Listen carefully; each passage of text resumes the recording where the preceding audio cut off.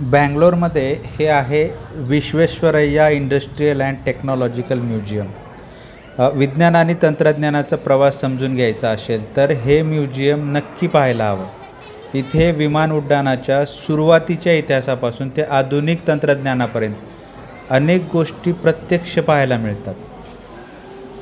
या म्युझियमची सर्वात चांगली गोष्ट म्हणजे इथे फक्त माहिती वाचायची नाही आहे, तर अनेक एक्झिबिट्स तुम्ही स्वतः वापरू शकता, प्रयोग करू शकता आणि त्यामागचं विज्ञान समजून घेऊ शकता. विशेषतः मुलांसाठी खूप चांगली गोष्ट आहे.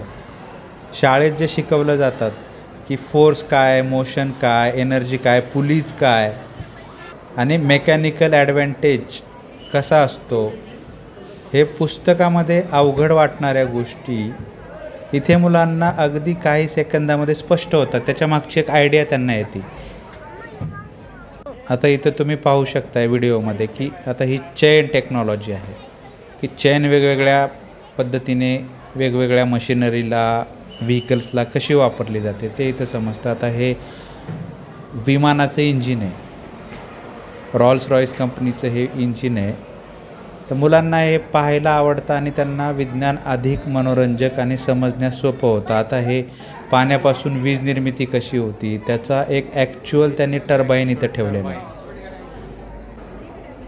तर तो मुलांना इथं प्रत्यक्षात पाहायला मिळतो. सहसा आपल्याला हा टर्बाईन बाहेर कुठं जाऊन बघणं म्हणजे अशक्य आहे. त्याच्यानंतर व्हेकलमध्ये स्टेअरिंग टेक्नॉलॉजीचा हा एक छोटासा व्हिडिओ आहे की स्टेअरिंग कसं फंक्शन करते. हे कारचं इंजिन, पेट्रोल इंजिन आहे. हे इंजिनचं एक पूर्णपणे वेगळं सेक्शनच आहे यांचं. इंजिन असे ओपन करून ठेवलेले आहेत, त्याच्यामुळे ते मुलांना इंजिन कसं फंक्शन करतं. आता हे पिस्टन आहे, क्रँकशाफ्ट आहे.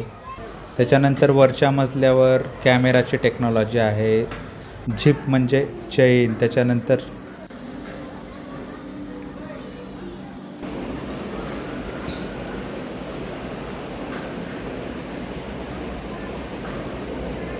सायक्लॉन जो तयार होतो हवेमध्ये, ते सायक्लॉन त्यांनी इथं एक तयार करून दाखवलेला आहे.